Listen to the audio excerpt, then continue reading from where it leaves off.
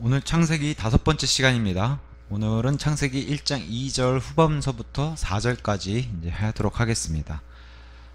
오늘 제목을 달자면은 재생과 거듭남입니다. 재생과 거듭남. 그래서 영어로는 regeneration 이제 이렇게 잡았습니다.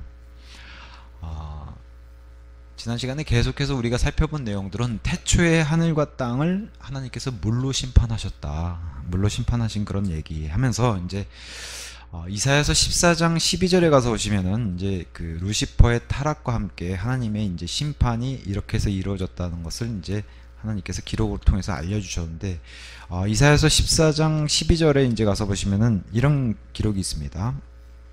오 아침의 아들 루시퍼야, 너가 어떻게 하늘에서 떨어졌는가? 민족들을 약하게 하던 너가 어떻게 끊어져 땅바닥으로 떨어졌는가? 하면서 루시퍼 일단 떨어짐, 하늘에서 떨어진 fall이란 단어를 썼고요. 그 다음에 끊어져 땅바닥에 떨어졌다 해서 하늘에서 끊어졌다라는 단어가 cut down이라는 단어가 등장합니다. cut down.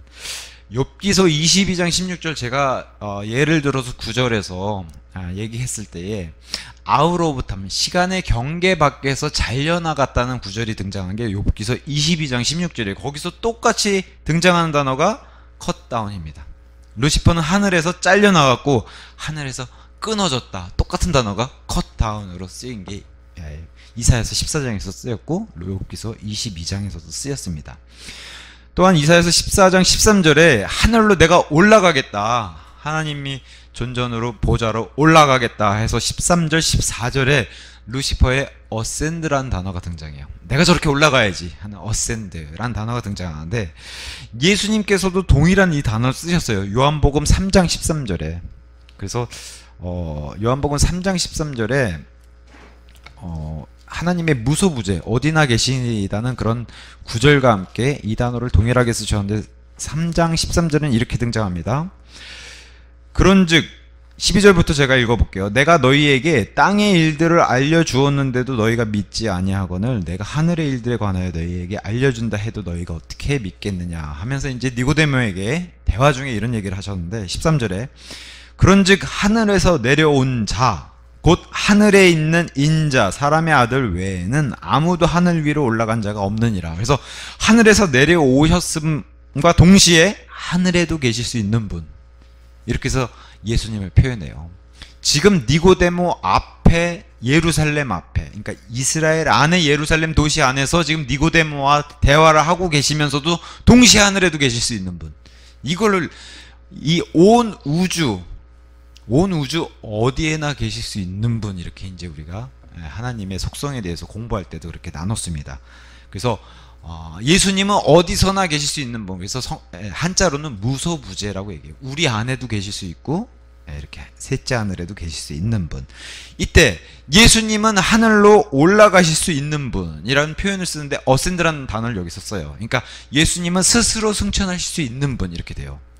그럴 때 쓰는 단어가 어센드인데, 루시퍼가 이걸 따라해서 내가 저렇게 높은 하나님의 왕자로 올라가겠다 했을 때 똑같은 어센드를 썼는데, 그렇게 올라가고자 했던 루시퍼는 끊어져서 떨어지게 됐다, 이제 이렇게 성경이 보여줍니다. 그래서 그렇게 해서 그 일로 인해서 심판이 있었다.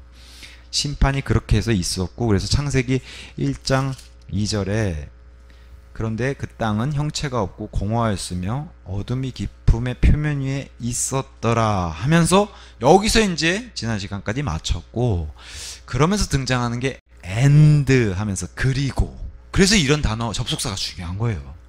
and. 그리고 시간이 지나서 하나님의 영께서 물 표면 위에 움직이셨더라. 이게 사실 중요한 내용으로 끝났다고 지난 시간에 마무리를 했잖아요. 하나님의 영께서 움직이셨더라. 이 내용을 이제 오늘 본격적으로 이제 살펴볼 겁니다. 우리 주일 오전에 요새 마태복음 이제 강해 설교를 하고 있는데, 우리 예수님이 이 땅에 오셔서 메시아로서 표적 보여주는 입증이 뭐예요? 치유, 회복, 살리시는 거, 되살리시는 거, 이걸 보여주시잖아요. 그러한 복음의 정수가 지금 창세기 1장 1절 2절부터 그게 등장하는 거예요. 되살리는 그런 일. 뭐를 되살리시면서 하늘과 땅을 회복시키시는 물리적인 일을 보여주시면서 이거와 동일하게 영적인 일도 가치감을 알 수 있도록 마련해 주신 거예요. 물리적인 이런 하늘과 땅을 다 회복시키시면서 죄인의 영적인 상태 이런 것들도 다 회복시키는 것을 같이 해주는. 그래서 사진으로 돌려주시면은, 자 여기 화면 보시면은 이렇게 돼 있습니다. 처음에 태초의 땅, 완벽한 창조예요. 처음에 태초의 땅. 그 다음에 심판받은, 물로 심판받은 혼돈의 땅, 두 번째 땅으로 등장하죠. 이게 땅의 상태들을 얘기하는 겁니다. 그러면서 이제 다시 인류 역사를 위해서 6일 창조 시작하실 때의 세 번째가 에덴의 땅. 이제 이거를 우리가 이제 공부해 나가려고 하는 겁니다.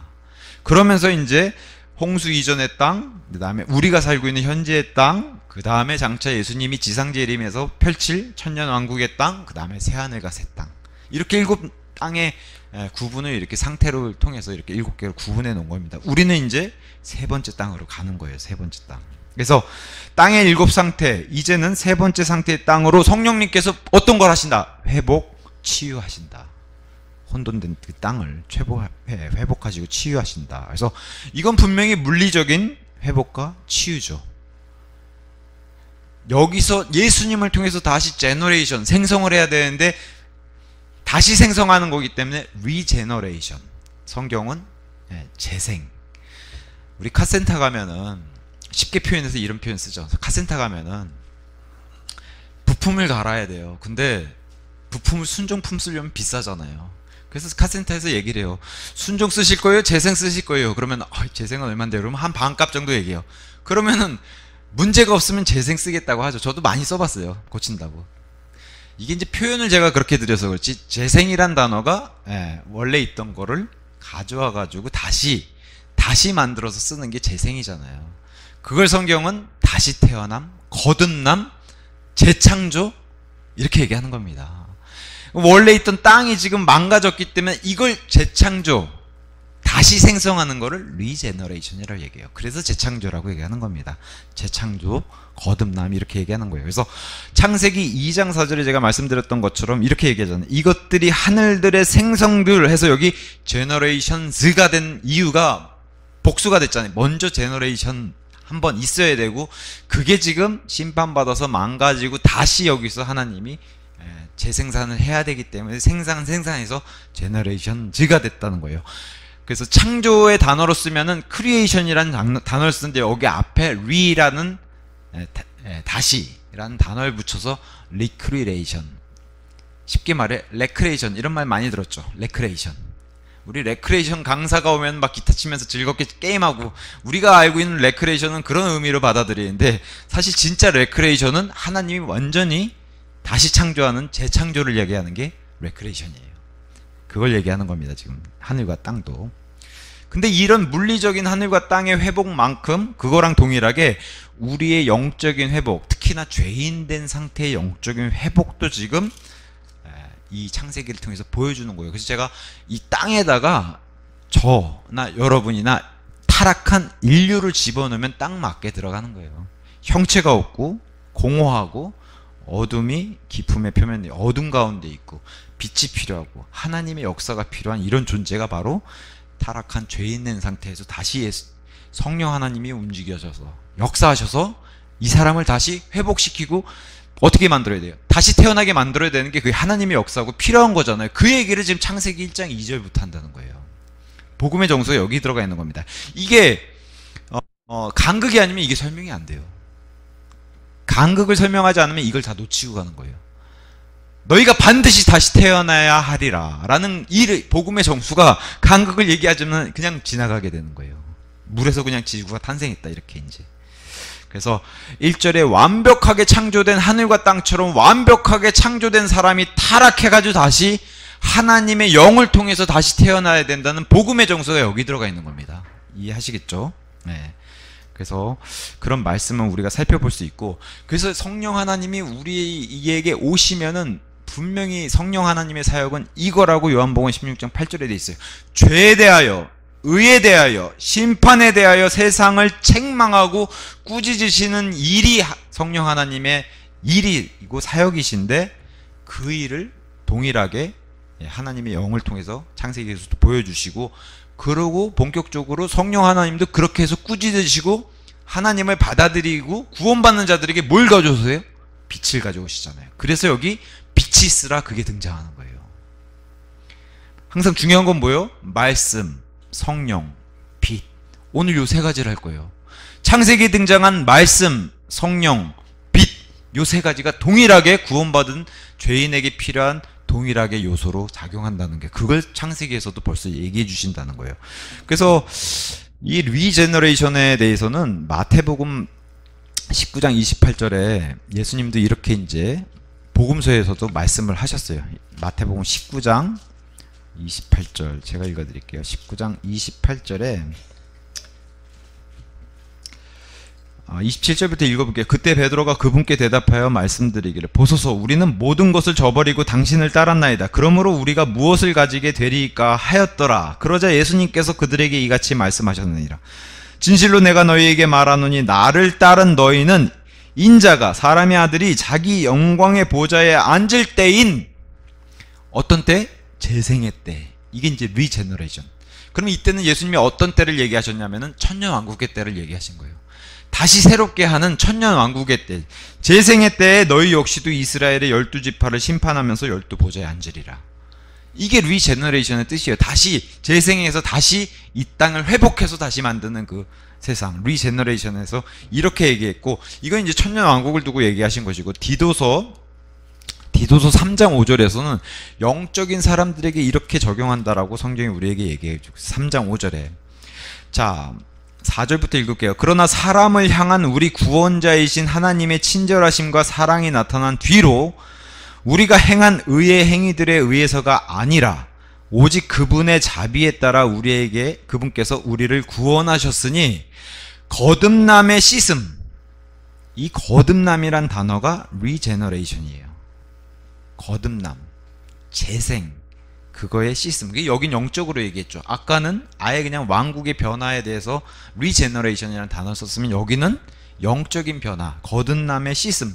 그래서 예수님께 구원받은 사람은 다 이 상태가 되는 거예요. 거듭남의 시스템을 받은 사람. 그리고 성령님의 새롭게 하심에 의한 것이다. 그래서 리제너레이션, 리뉴잉 이런 단어로 다 쓴 거예요. 그래서 이게 리제너레이션, 기존에 뭐 어떤 제너레이션에서 다시 그걸 반복해서 만드신 역사가 바로 리제너레이션이구나. 그걸 이제 창세기에서부터 보여준다는 거예요. 그래서 첫째 날부터 셋째 날까지는 형체를 갖추시는 일을 하시고, 넷째 날부터 여섯째 날까지는 공허한 이 빈 것들을 다 채우는 작업. 그래서 우리 성령 하나님도 우리를 부활시키고 다시 구원받아서 다시 태어나게, 거듭나게 만드시고 뭘 하세요? 채우는, 좋은 것들, 선한 것들로 다 채우는 역할을 하시는 게 성령님의 역할입니다. 그래서 좀 전에도 제가 말씀드렸다시피 이 하늘과 땅은 죄인의 영적인 어둠의 상태를 잘 표현하고 있어요. 이걸 다시 회복시키시고 거기다 다 생명으로 채워놓으시잖아요. 성령 하나님께서. 그걸 동일하게 보여주시는 거예요.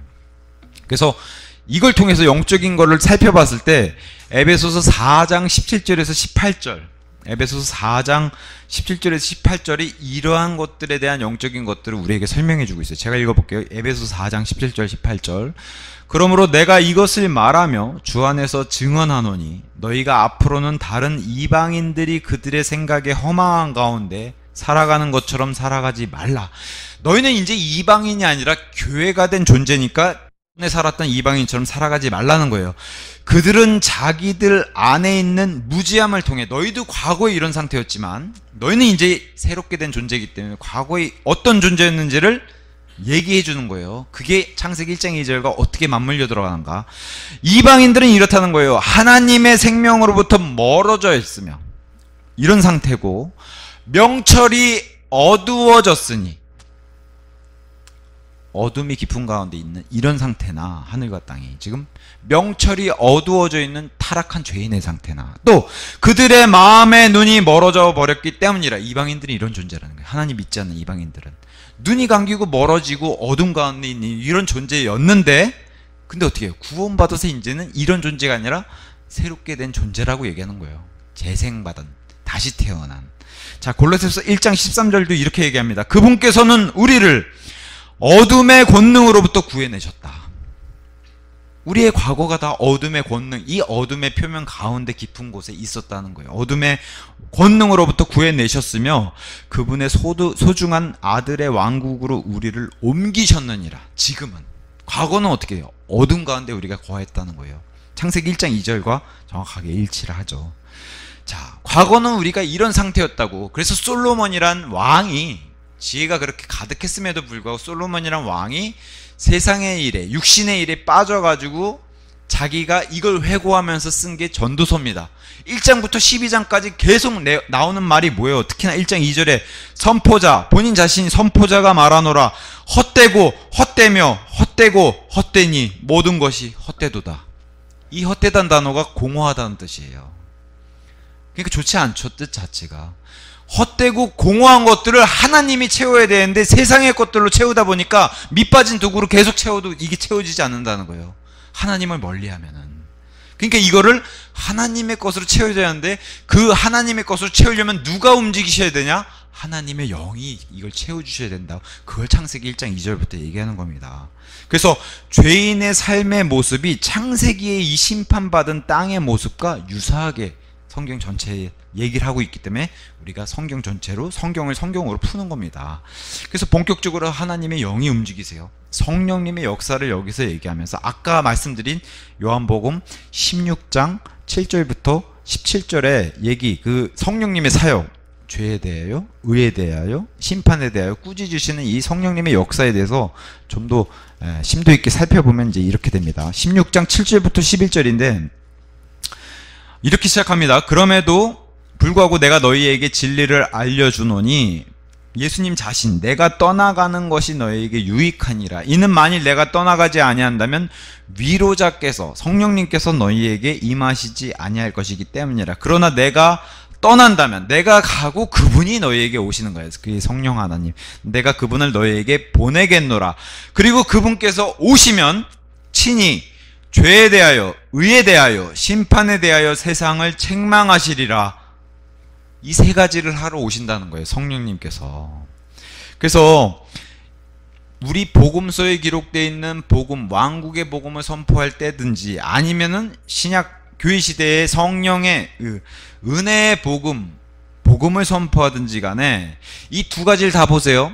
왕국의 복음이든 하나님의 은혜의 복음이든 구약시대든 신약시대든 성령님이 와서 사역을 하시면서 하시는 일은 동일하다는 거예요. 우리에게 듣기 좋은 말을 하시려고 오시는 게 아니라는 거예요. 이분이 역사하시면서 시작하는 것은 항상 사람들을 찌르고 하시는 게 이분의 사역이에요. 그래서 구약시대 예수님이 오시면서 복음서에도 시작이, 왕국의 복음의 시작이 회개하라.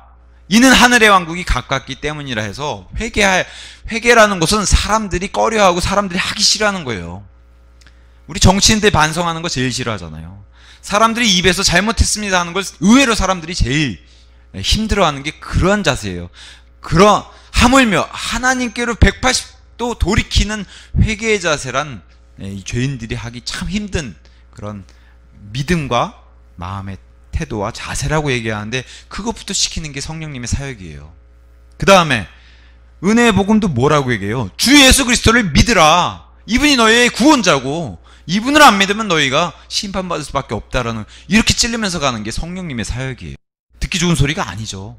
듣기 좋은 소리가 아닌데 우리 귀에 즐거운 말이 아니기 때문에, 근데 이분의 사역이 그런 사역이라는 거예요. 성령님의 사역은 한마디로 찌르고 꾸짖고 책망하는 거예요. 근데 사람들이 이것에 반응을 해서 제가 죄인입니다. 자신을 낮추게 되면 구원을 받는데, 내가 뭘 그렇게 큰 잘못했다 이렇게 나가면 그 찌르는 일도 헛게 되고 결국에 구원도 못 받게 되는, 이런, 그러니까 나중에 어떻게 심판받게 되는 일이 발생하는 거죠. 그래서 먼저는 죄에 대해서 찌르고 책망하는데, 죄에 대하여라 함은 뭐라고 얘기해요? 그들이 예수님을 믿지 아니하기 때문에, 지금 성령님이 이렇게 찌르는데, 예수님을 믿어야 된다 찌르는데 거부하는 게 죄라는 거를 하는, 세상에 알려주는 게 성령님의 사역이라고 얘기하는 거예요. 하나님의 영의 사역. 그래서 많은 사람들에게 예수님을 믿어야 된다라고 알려주는데 사람들이 거부한다는 거예요. 이게 죄라고 얘기해 준다는, 성경이 이게 죄다, 너가 예수님을 안 믿는 게 죄다. 근데 많은 사람들이 오해하죠. 아니, 예수님을 안 믿는 게 왜 죄야 도대체? 그거 안 믿는 게 왜 죄야? 세상에서는 뭐 로마서에 기록된 것처럼 이방인들은 뭐 간음, 살인, 음행, 도둑질, 강도, 이런 것들은, 뭐 동성애, 이런 것들은 죄라고 인정할 수 있는데 왜 예수님 안 믿는 게 죄야? 그러니까 육신적인 사람으로는 이해가 안 되는 거예요. 육신적인 머리로는 이해가 안 되고. 그렇기 때문에 성령님의 역사가 필요하다라고 성경은 얘기해줘요. 이건 사람의 머리로는 이해할 수가 없고 성령님의 영적인 일로 찌르기 때문에 이것을 받아들이냐 안 받아들이냐 영적인 일이기 때문에 성령님의 역사가 반드시 필요하다. 그리고 이분의 책망이 반드시 필요하다고 얘기해요. 그러니까 성령님이 움직이시지 않으면은 사람이 구원받는 일은 불가능하다라고 성경이 얘기하는 겁니다. 그래서 사도행전 2장 37절 38절 사도행전 2장 37절 38절에 사도 베드로가 그 유명한 예루살렘에서 이제 성령님을 받고서 말씀을 선포할 때에 사람들에게 말씀을 선포하니까 사람들이 막 거기에 모인 3,000명이 미치겠는 거예요.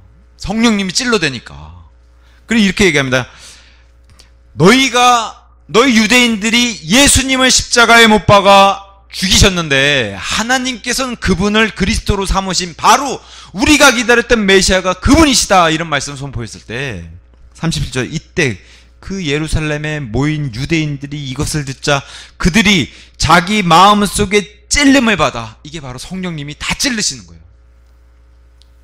성령님의 역사가 이렇게 시작이 됐다라고 얘기해요. 베드로와 나머지 사도들에게 말하기를 우리가 무엇을 해야 하겠는가? 우리가 또 그러면 어떻게 해야지 되는가?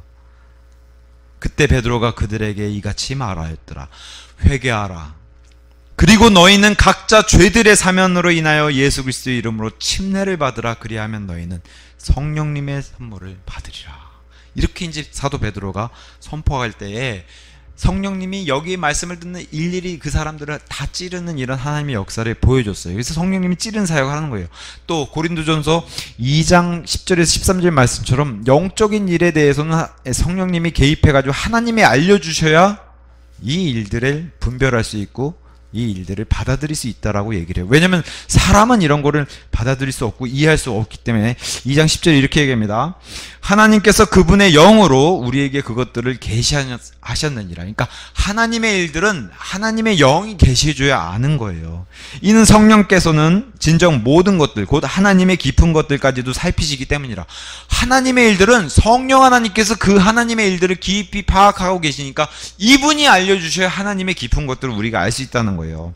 하나님께 속한 것들은 오직 하나님의 영께서만 아시느니라. 그러니까 그 하나님의 영이 우리 안에 계시니까 이분이 우리에게 알려주셔야 하나님의 깊은 것들을 알지 안 그러면 알 수가 없다는 거예요. 13절에 오직 성령님께서 가르치시는 말씀들로 하나니 영적인 것들은 영적인 걸로 비교하고 영적인 것들로 분별하기 때문이라. 그러니까 하나님의 영이 우리 안에게서 하나님의 일들을 계시하시고 알려주시고 주셔야지 이 하나님의 깊은 것들을 알 수 있다. 이게 하나님의 역사예요. 하나님의 영이 알려주시는. 그러니까 사람의 머리로 이해하고 우리의 머리로 뭘 깨달으려고 그러면 안 된다는 거예요. 영적인 일은 그분의 찌름에 우리가 순종해야 된다는 거죠. 그래서 뭘 알려주세요? 왜 죄라고 알려주세요?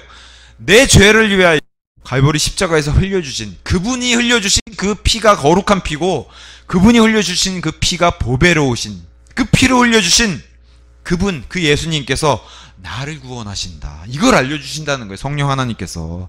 그러니 그분이 나를 위해서 죽으시고 피를 흘려주셨는데 그분을 거부하는 것이 가장 큰 죄라는 것을 성령님께서 알려주시는 거예요.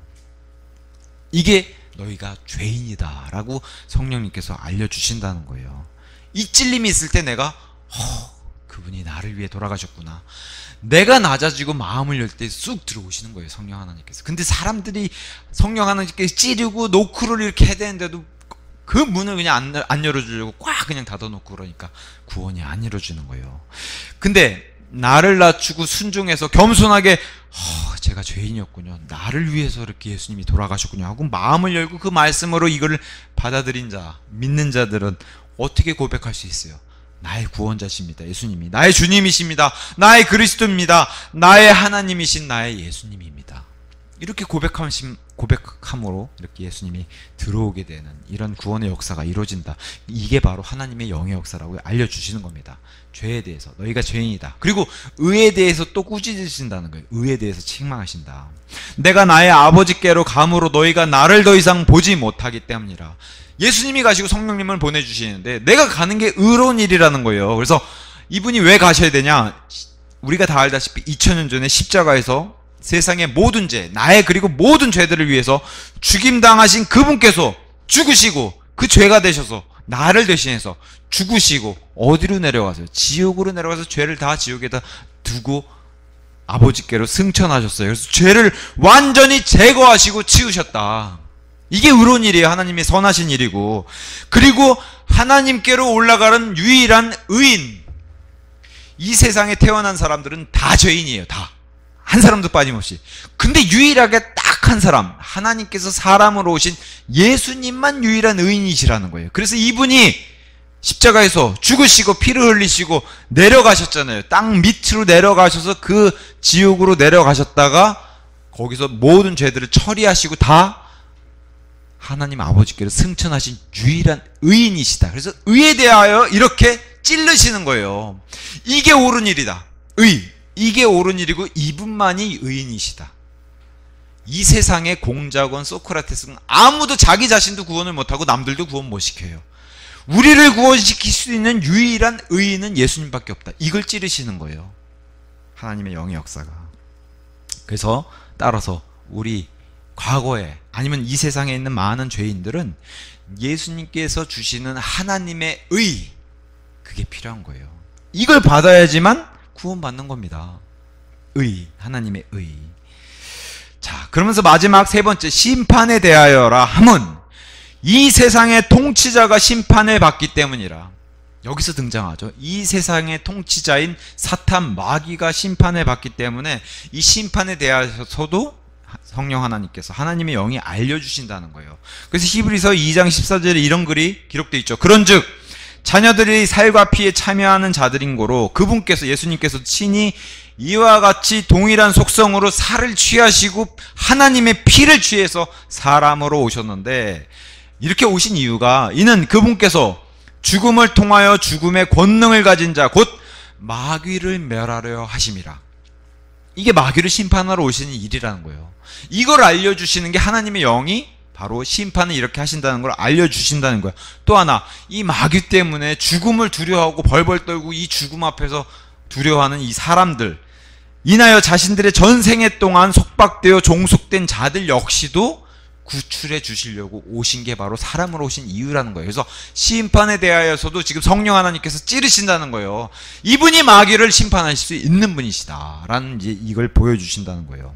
그래서 마귀는 창세기 1장 2절에서 이미 마귀란 타이틀을 얻고 사탄이란 타이틀을 얻게 된 그 이유가 바로 1장 2절에 심판받은 자고, 또 하나는 이 땅에서 하나님께서 너가 마음대로 한번 활동해봐라. 그래서 복음서에 등장해서 예수님이 십자가 위에서 역시도 이 땅에서 활동한 마귀의 모든 일들에 대해서 십자가에서의 심판을 다시 얘기를 해주시는 거야. 이 마귀는 심판받을 존재. 근데 아직 뭘 안 해요? 집행을 안 해요. 마귀는 이미 심판받은 존재인데 집행을 안 하고 있을 뿐이에요. 예를 들어서 우리가 뭐 어떤 사형수가 30년 만에 사형 집행을 하게 됐습니다.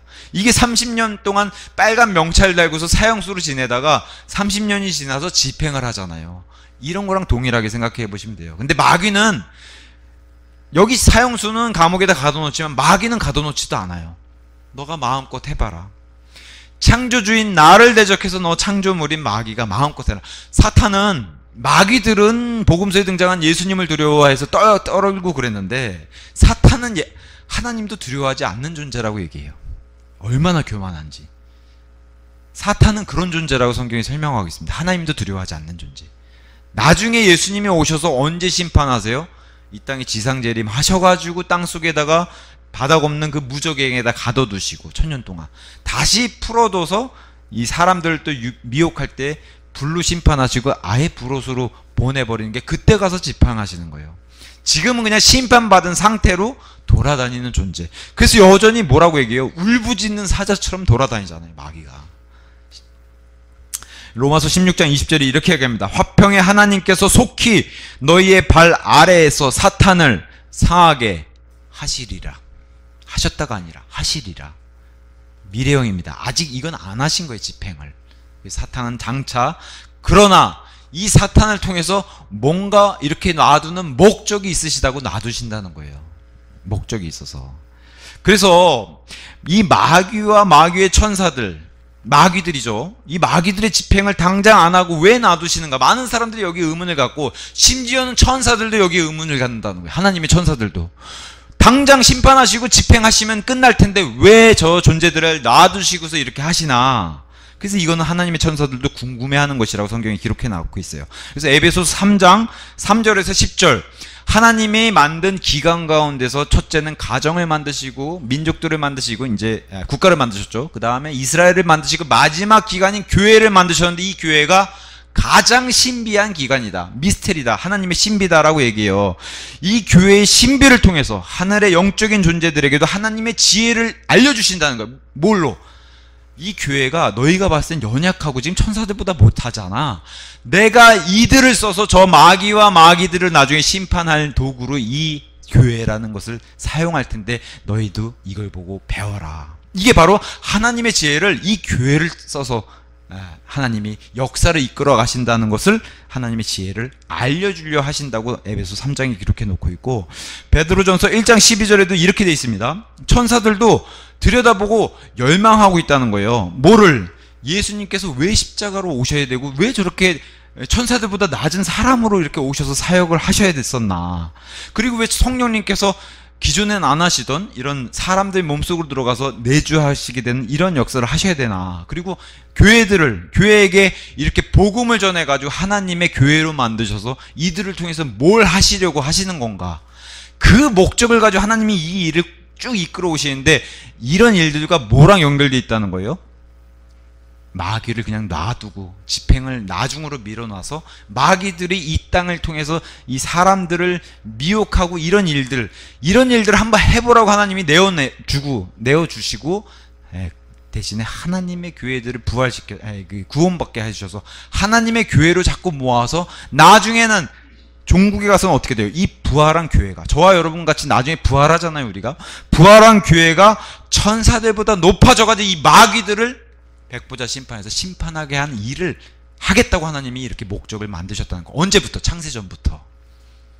이해하시겠어요? 그래서 하나님의 기관인 이 교회의 신비, 6천년 동안 마귀들 위해서 살펴보고 있는 거예요. 왜 저들을 가만 놔두실까? 저들이 저렇게 왕성하게 활동하게 놔두실까? 자기네가 봐도 이상하잖아요. 그냥 일시에 없애버리면 되는데, 그게 바로 하나님이 이것을 통해서 교회를 만드시고, 교회를 통해서 하나님이 역사를 이끌어 가지고 마귀와 마귀들은 나중에 심판하겠다고 하는 이런 일들 한번 해봐라. 너희가 이길 것 같은가 한번 해봐라 이거예요. 창조물에게. 안 된다는 거죠. 이 창조들을 넘볼 수 없다라는 걸 보여주고 계십니다. 그래서 창세기 1장 2절에 하나님께서 물들의 표면이 움직이셨더라 하면서 이제 3절에 하나님께서 말씀하시기를, 이제 첫째 날 시작에 하나님께서 말씀하시기를 빛이 있으라. 자, 창세기 1장 2절에 성령님이 등장했어요. 3절에 말씀이 등장했어요. 말씀은 우리 예수님과 곧 동격이죠. 말씀이신 예수님. 성령님과 말씀과 그 다음에 빛. 이걸 통해서 지금 창세기 1장 2절과 3절에 하늘과 땅도 회복을 시키는데 영적인 회복도 동일하다는 겁니다. 성령님과 말씀과 빛.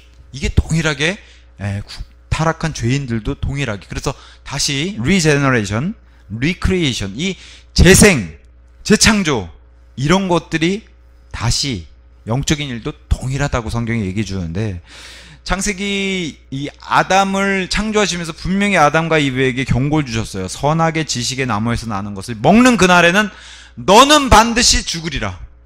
분명히 이렇게 경고를 줬는데 먹었어요. 근데 겉보기에는 아무 변화가 없었어요. 뭐가 죽어요? 안에 뭔가 죽긴 죽었어요. 그래서 뭐가 필요하다고 성경은 얘기해요. 나중에 복음서에 등장해서 다시 너가 육신의 탄생으로 첫 번째 출생은 했는데 이 아내가 뭐가 죽었기 때문에 그대로 죽게 되면 이 둘째 사망으로 영원히 들어가는 하나님과 분리가 된다는 거예요. 그래서 다시 태어남, born again이 필요하다. 그걸 창세기 1장에서도 동일하게 얘기해 주는 걸, 리제너레이션이 필요해서 리제너레이션 해주셨는데 born again이 필요하다. 요한복음 3장 7절에 너희가 반드시 다시 태어나야 하리라. 그래서 again이 붙잖아요. again. 태어나긴 태어났는데 다시 한 번 더 태어나야 된다. 그걸 오늘 단어로 리제너레이션이라고 하는 거예요. 땅을 통해서 리제너레이션 해야 된다. 그래서 아까 디도서 3장에서도 동일하게 영적인 다시 거듭남, 태어남, 다시 거듭남이란 단어로 쓰였던 리제너레이션이 동일하게 쓰이는 겁니다. 우리는 에베소서 2장 10절의 말씀처럼 그리스도 예수 안에서 선한 행위들을 위하여 창조된 그분의 작품이다. 어떻게? 다시 창조된, 새로 창조된, 이렇게 얘기합니다. 고린도서 5장 17절, 너희는 새로운 창조물이다. 그러므로 누구든지 그리스도 안에 있다면 그는 새로운 창조물이라. 오래된 것들, 옛 것들, 지나간 것들은 다 사라져버렸으니 보라 모든 것들이 새로워졌도다 해서 새 창조물이라고도 얘기해요. 다시 태어난 자들은 새 창조물. 골로새서 3장 10절에서는 너희가 새 사람을 입었기 때문이라 하면서 새 사람이란 표현을 써요. 이 새 사람은 그를 창조하신 그분의 형상에 따라 지식 안에서 새롭게 된 사람들이다. 새롭게 된 사람들. 자, 새롭게 된 사람들, 새로운 창조물, 옛 것은 다 지나가고 선한 행위를 위하여 창조된 작품이다. 다 뭘 얘기해요? 재창조. 다시 태어난 자들, 새로 만들어진 자들, 이렇게 얘기해요. 그러니까 영적인 거랑 동일하다고 지금 얘기를 하는 겁니다. 땅의 회복과 영적으로 타락한 죄인들의 모습에서 구원받게 해주셔서 구원받은 존재, 이 영적인 일과 동일하다고 지금 창세기과 동일하게 이렇게 가는 거예요. 그러면서 빛이 있으라 하셨으니 그러자 빛이 있었더라. 4절에 또 하나님께서 그 빛을 보셨으니 그것이 좋았더라. 여기 물리적인 빛입니다. 여기는 분명하게 물리적인 빛인데 보시기에 좋으셨어요. 물리적인 빛인데, 근데 이 빛을 나중에 고린도후서 4장 3절에서는 뭐라고 얘기하냐? 복음의 빛이라고 얘기해요. 복음의 빛.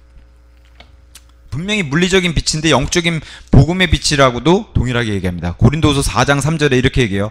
그러나 만일 우리의 복음이 가려졌다면 그것은 잃어버린 바 된 자들에게 가려진 것이라. 여기 잃어버린 바 된 자들이 저와 여러분의 옛 상태였고 구원받지 못한 사람들의 모습이고, 창세기에 등장한 카인, 아벨과 대조적인 첫째 살인자 카인, 이 카인에게 어떠한 수식어가 붙어요? 4장 12절에 도망자와 방랑자. 계속해서 도망다니고 목표가 없어요. 목적지가 없이 도망다니고 방랑자였다는 거예요. 이게 죄인들의 상태예요. 공허한 상태, 비어져 있는 상태, 형체가 없는 상태. 그런 게 바로 카인의 상태라고 얘기해요. 근데 아브라함, 믿음의 사람, 구원받은 사람 뭐라고 얘기해요? 히브리서 11장 13절, 타국인과 순례자. 이 땅은 어디 출신이에요? 그럼 아브라함은 지금 하늘에 속한 출신이기 때문에 이 땅에 와 있는 상태로 타국인, 저쪽이 본국이고 타국인. 그 다음에 순례자는 돌아갈 곳이 있잖아요. 그러니까 카인은 돌아갈 곳이 없이 방랑을 계속하는 존재인데 아브라함은 타국인 존재, 또 순례자인 존재, 이렇게 얘기합니다. 물리적인 빛 보시기에 좋으셨어요. 복음의 빛 보시기에 좋은 것인데 이것을 이 세상의 신 마귀가 가려버렸다. 4절, 빛을 가린 자가 바로 이 세상을 다스리는 신 사탄 마귀라고 얘기해요. 그래서 우리 하나님의 셋째 하늘 구조로 봤을 때 맨 위 셋째 하늘에 하나님이 계시고 첫째 하늘에 땅이 있는 우리가 있는 곳인데, 이 중간을 채우고 있는 게 마귀잖아요. 마귀들이고 실제로 우주를 그렇게 채우고 있잖아요. 그래서 물리적으로도 셋째 하늘과 첫째 하늘 사이에서 가리고 있는 존재들이 바로 사탄 마귀와 마귀들이고, 영적인 복음의 빛도 똑같다는 거예요. 우리 믿지 않는 사람들의 복을 이렇게 빛이 못 들어오게 암막 커튼으로 가려가지고 그 빛을, 우리 오전에 마태복음 말씀 나눌 때도 배웠잖아요. 말씀이 들어가서 예수님을 메시아로 받아들이려고 하는 자들도 막는다는 거예요. 가서 저 사람은 마귀다, 마귀 일을 하는 사람이다, 이렇게 막는 그런 존재가 바로 맨 뒤에 누가 있다는 거예요? 사탄 마귀가 있다는 거예요. 이 세상의 신이. 6절에 참 묘한 말씀이 이렇게 되어 있어요. 6절에 빛으로 하여금 어둠으로부터 나와 비추라고 명령하신 하나님께서, 빛이 있으라. 지금 명령을 어떤 명령이? 창세기 명령 얘기하잖아요. 고린도후서 4장도. 이렇게 해서 어둠으로부터 나와 비추라고 명령하신 하나님께서 예수 그리스도의 얼굴에 있는 하나님의 영광을 아는 빛을 주시고자 우리의 마음속을 비추셨기 때문이라. 이 물리적인 빛과 지금 영적인 빛을 동일하게 놓고 이 빛을 보시기에 좋은 빛이라고 지금 하나님께서 설명해 주고 있는 거예요. 하나님의 영광을 아는 빛이다. 이게 바로 예수님 만드신 선한 빛이고 그분 자체의 빛이다라고 얘기를 하는 겁니다. 그래서 시편 119편 130절에 이렇게 얘기합니다. 하나님의 말씀이 내게 들어오면은 빛을 주시나니, 이렇게 돼 있어요. 하나님 말씀이 들어와서 내가 그걸 받아들이면은 빛이 이렇게 들어온다는 거예요. 그것이 우매한 자들에게, 좀 모자란 자들에게, 아니면 뭔가 없는 자들에게 명철을 주나이다. 하나님 말씀이 이 사람을 완전히 바꿔놓고 이 사람을 지혜롭게 만드는 게, 그게 바로 하나님의 말씀, 그리고 말씀의 빛이라고 설명해 주고 있는 겁니다.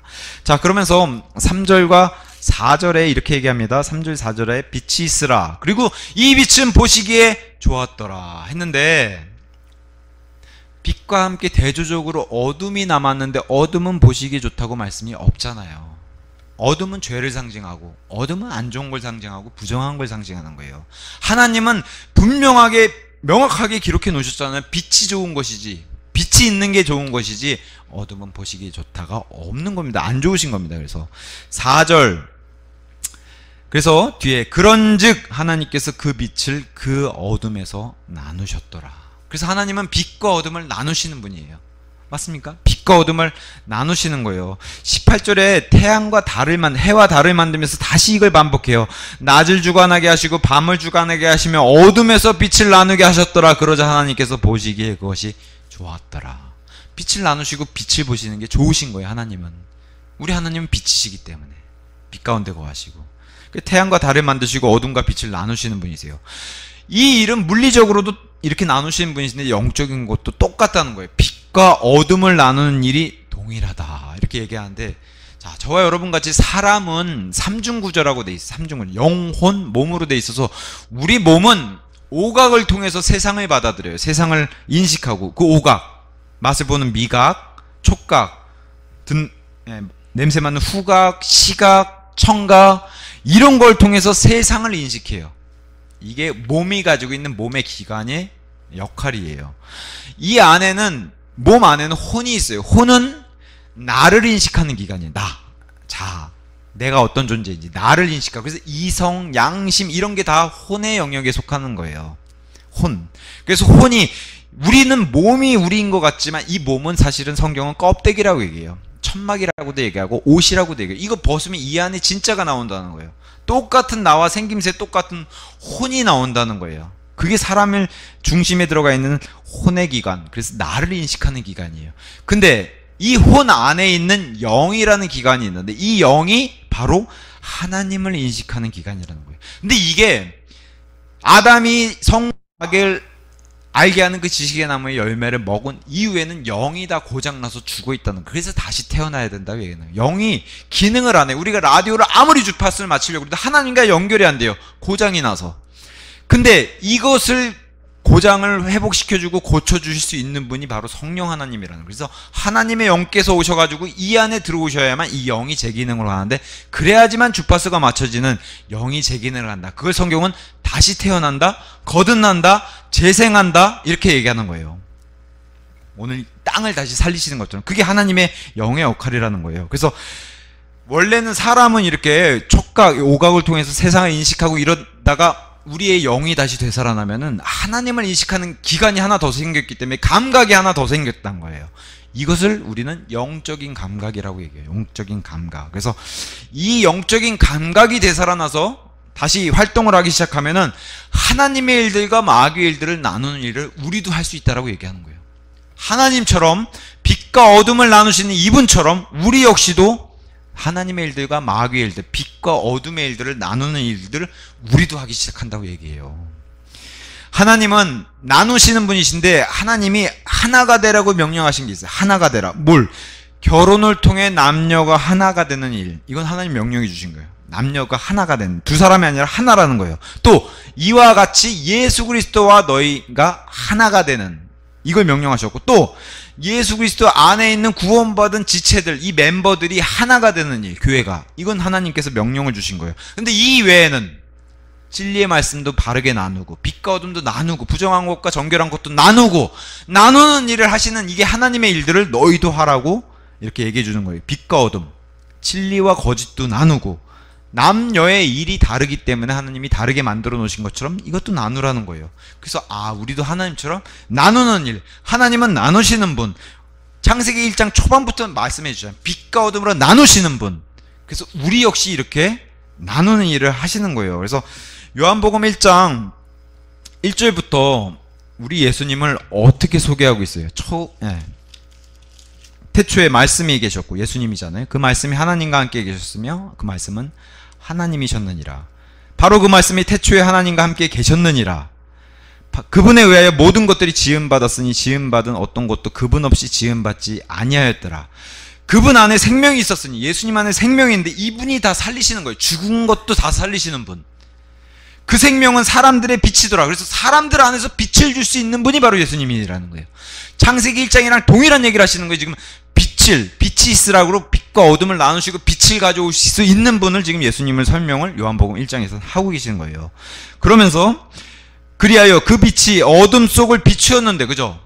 보시기 좋은 빛인데 어둠은 그것을 깨닫지 못하였더라. 그리고 사람들이 다 어둠 속으로 숨으려고 그런다는 거예요. 빛으로 오신 이분이. 자, 그래서 침례자 요한을 설명하면서 침례자 요한이 하나님께로부터 보내심을 받은 사람인데 7절에 바로 그가 빛 자체인 예수님에 관하여 증거하기 위해 한 증인으로 왔으니 그를 통하여 모든 사람들이 믿게 하려 함이라. 이분이 진짜 빛이시다. 이것을 증거했던 사람이 침례자 요한이라는 거예요. 그러면서 그는 침례자 요한 자체가 빛이 아니라 예수님이 참 빛이다라고 설명해요. 그죠? 예수님이 그 빛에 관하여 증거하라고 보내심을 받은 자고, 그 빛은 예수님은 참된 빛이었으니 그것은 세상에 들어오는 모든 사람에게 저마다 빛을 주느니라. 이게 하나님이 보시기에 좋은 빛이라는 거예요. 여기서는 뭘 구체적으로 얘기해요? 복음의 빛. 그죠? 요한복음에 복음의 빛에서 이렇게 설명하고 있습니다. 3장 19절에서 21절에 근데 이렇게 설명하죠. 그런즉 이것이 정죄의 근거니 곧 빛이 세상 속으로 왔으나, 예수님 자체를 얘기하는데 사람들이 그들의 행실들이 악함으로 빛보다는 도리어 어둠을 사랑한 것이라. 이걸 나누셨는데 빛으로 나오기 아니라 어둠으로 들어간다는 사람들. 이는 악을 행하는 모든 자마다 빛을 증오하고 그의 행실들이 책망받을까 하여 빛으로 오지도 아니하기 때문이라. 그러나 진리를 실행하는 자는 빛으로 오나니 그의 행실들이 명백하게 드러나게 하려 하며 그것들이 하나님 안에서 이루어지게 하려 함이라. 그래서 빛과 어둠이 이렇게 나누고 예수님 오시니까 더 이 땅에서도 명확해지는 거예요. 의인들과 죄인들, 또 의의 행동들과 죄의 행동들이 이렇게 명확하게 나뉘는, 이것도 빛으로 오신 예수님을 통해서 요한복음에서 설명해 주는 거예요. 요한일서, 똑같은 기록자인 요한이 요한일서 1장 5절에 이렇게 얘기해요. 하나님께서는 빛이시요 God is light. 하나님은 빛이시다. 이렇게 얘기해요. 그분 안에는 어둠이 전혀 없다는 것이라. 그래서 어둠은 하나님이 보시기에 좋지 않은 거예요. 기뻐하지 않으시는 일이고, 어둠은 죄를 상징하고 죄의 행실들을 상징하기 때문에. 요한일서 2장 8절에서도 이렇게 얘기합니다. 그분 안에서, 그리고 곧 너희 안에서 참된 것, 곧 어둠은 지나갔고 이제 참된 빛이 비추는 것이 바로 너희 안에서 지금 일어난 일이다. 누가 계시기 때문에? 빛이신 예수님이 이 안에 계시기 때문에. 그래서 빛들의 아버지께서 너희는 빛의 자녀들이다 이렇게 얘기하잖아요. 저와 여러분이 구원받은 교회는 빛의 자녀들이라 이렇게 얘기하는 겁니다. 성령님과 말씀과 빛, 이 하나님의 역사가 동일하게 복음에서도, 동일하게 영적인 일에서도 동일하게 일어난다는 걸 성경이 계속 보여주는데, 그 핵심을 창세기 1장부터 얘기해 준다는 거예요. 그래서 귀하다는 겁니다. 그 빛과 어둠은 전혀 함께 할 수 없다. 이걸 마무리해서 이제 오늘 성경 본문은 이 시간은 여기까지 하고 말게요. 고린도후서 6장 14절. 고린도후서 6장 14절에 빛은 전혀 어둠과 함께 할 수 없다. 그래서 보시기에 좋은 건 빛 쪽이지 어둠이 아니라고 얘기해요. 6장 14절에 이렇게 얘기합니다. 너희는 믿지 않는 자들과 더불어 공평하지 않게 멍에를 같이 매지 말라. 그죠? 공평하게 명예를 이렇게 둘이서 같이 매야 되는데, 믿지 않는 자하고 같이 매면 이게 불균형이라는 거예요. 동일하게 믿는 자끼리 매야 된다는 거예요. 그러므로 의가 불의와 함께 무슨 교제가 있겠느냐? 그리고 빛이 어둠과 함께 무슨 교감이 있겠느냐? 빛과 어둠은 공존할 수가 없어요. 우리가 다 알다시피 어둠이면 어둠이고 빛이면 빛이지 공존하기 힘들잖아요. 빛이 오면 어둠이 물러날 수밖에 없으니까 빛과 어둠은 함께 할 수 없다. 그것을 보여주는 게 창세기 1장 3절 4절에 보여주셨어요. 그래서 이런 것들, 하나님의 이렇게 바르게 나누는 일들이 우리 안에서 시작이 되고 우리 안에 이런 능력이 있으면 이것을 성경은 뭐라고 얘기하냐? 판단력, 분별력이라고 얘기하는 거예요. 빛과 어둠을 나누고 진리와 거짓을 나누고, 이것을 잘 못하는 게 저 사람 분별력이 없구나 이렇게 얘기하는 겁니다. 빛과 어둠을 잘 못 나누는구나, 말씀을 잘 못 나누는구나, 판단이 없구나 이렇게 얘기하는 겁니다. 왜? 우리 하나님께서 주시는 분별력이 분명히 있는데 이것을 애써 나누지 못하면 그건 분별력이 없는 사람이다, 우리가 이렇게 얘기하는 겁니다. 그래서 오늘은 성령 하나님의 영의 역사, 회복시키는 역사죠. 여기에 이제 말씀이 더해지고 우리 예수님, 그 다음에 빛이 있으라 해서 이 모든 것이 다 물리적인 것과 영적인 것이 동시에 가는 이런 것을 창세기 1장 2절, 3절, 4절 통해서 공부해 봤습니다. 이 시간은 여기까지 하고 마치도록 하겠습니다.